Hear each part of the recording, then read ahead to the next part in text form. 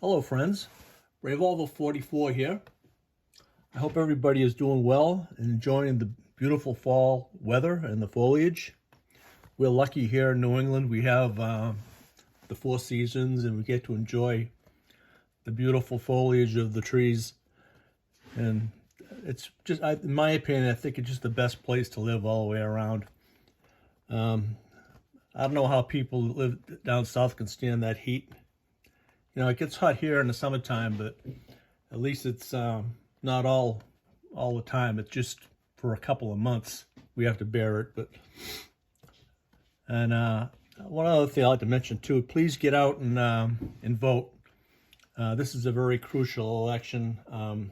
We have to do whatever we can to elect Donald Trump back as our president.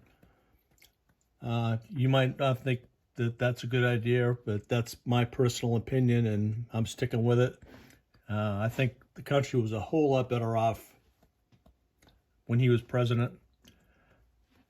There's no doubt in my mind. And I think the other administration is not competent to keep this country's best interest intact. Okay, so let's take a look at this firearm that I have here. This is a Revolver. It's the Smith & Wesson model 66-1. This one was made in 1979. It's made of stainless steel and wood. It's all stainless steel. It has a 4-inch barrel. Its caliber is .357 Magnum and .38 Special. It's a single action, double action. Has a capacity of 6 rounds on this K frame, Smith & Wesson's K frame. The barrel is pinned and the cylinders are recessed. This is the way that they made them back in the day.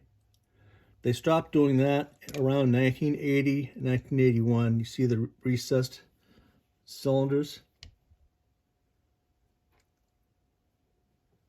That's so the round will sit flush to the face of the cylinder.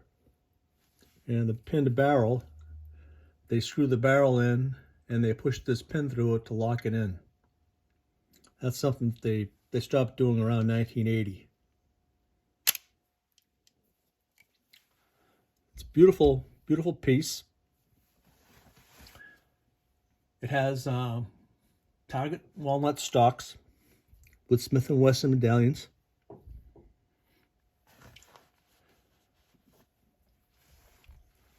Yeah, it's a really, really nice looking piece. It has a nice serrated back strap. The front strap is also serrated, but that's covered up by the stocks. The trigger has serrations on it too. This is the 265 service trigger, .265 service trigger. That's how wide it is. And the hammer is also knurled.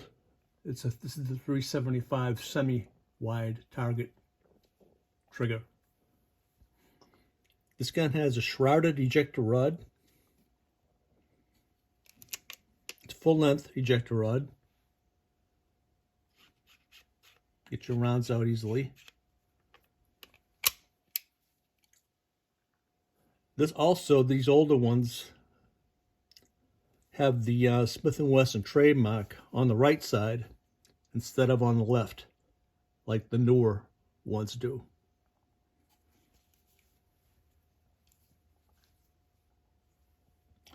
This is the muzzle end. The front sight is built into the barrel. It's not adjustable. This one has the orange insert. The top of the sight is serrated here, and the whole top of the barrel is serrated with a matte finish. It goes all the way down to the rear sight, which is adjustable for windage here, and elevation here. The hammer also has a firing pin built into it. It has a pin going through it. In case it breaks, you could probably change it out. I've never had a problem with a broken firing pin on one of these, though. Probably shouldn't dry fire it any more than you need to, though. Yeah, it's a really nice looking gun. Yeah, these stocks are beautiful too. When I bought this gun, it had Packmeyer stocks on it. But like all my revolvers, I like to change them out to wood grips. Wood grips are just so much nicer looking, I think, on a revolver.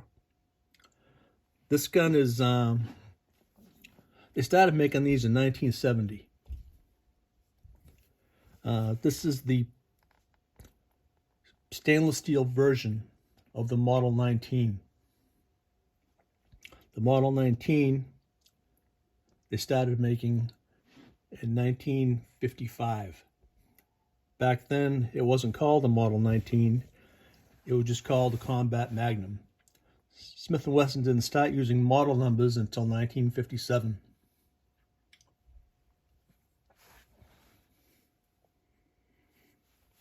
But it's a beauty.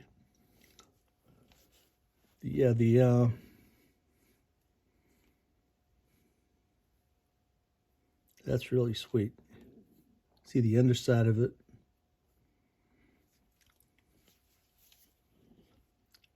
Yeah, this, like I said, is exactly the same as the Model 19, but in stainless steel. Here's a Model 19 to show you as a reference. This is Model 19-4 in blue. It's exactly the same. Even has the pinned barrel and the recessed cylinders on this one also. Same stocks. Everything else is exactly the same, except this is blue and that's stainless.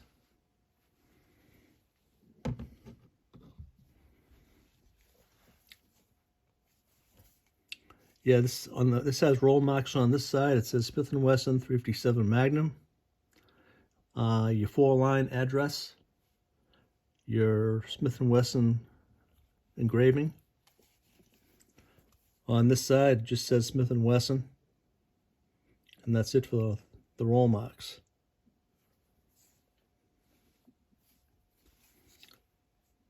It's a beauty.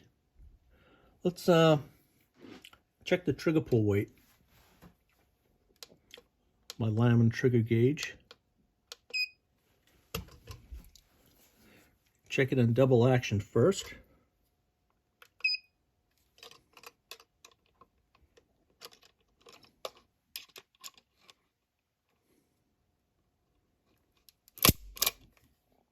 £6, 6.5 ounces.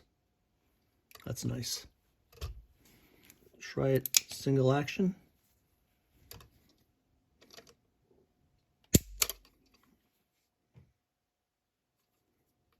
That can't be right. I'll try that again.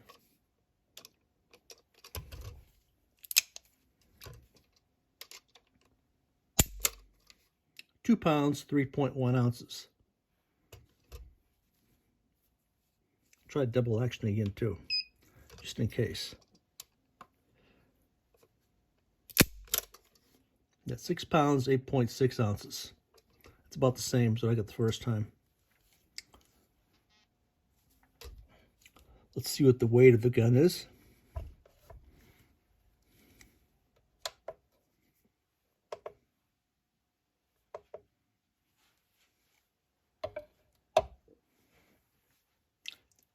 $37.5 ounces. That's pretty heavy, but you can carry this outside the waistband with no problem. It's not that heavy.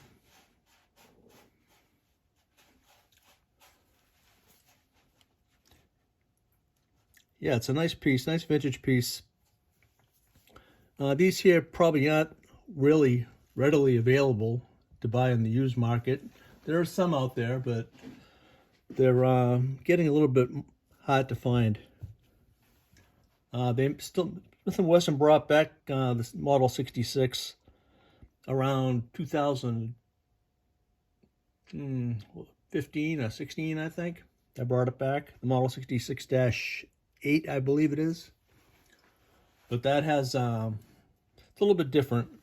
It doesn't have the pin barrel, the recessed cylinder chambers, and it has a sleeve barrel, which they say is actually more accurate than these old ones. I don't know about that, but it's still a very nicely made gun. I've seen one and shot it. It's still very nice. I think that's about all I can tell you about this gun today. Yeah, if you wanted to find one of these, they could probably cost you between $500, maybe $1,000 to buy one like this. Where buying a new one would probably be around $850, I would say, just guessing.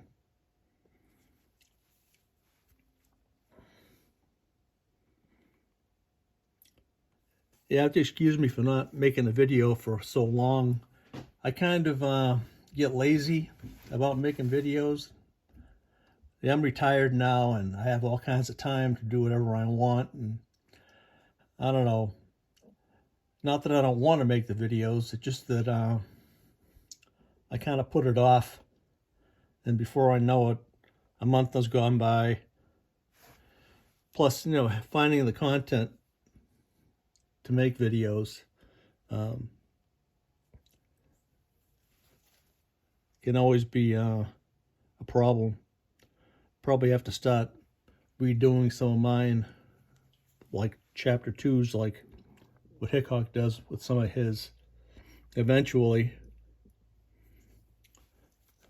I'll probably try and start bringing some to the range too and make video shorts more often. That's another option, I guess. But I certainly recommend retirement. Any of you guys that are debating whether you want to retire or not, I would recommend doing it as soon as possible. So, until next time, be safe out there. And I'll try and get something else out to you sooner next time. This is Revolver 44. Please like and subscribe.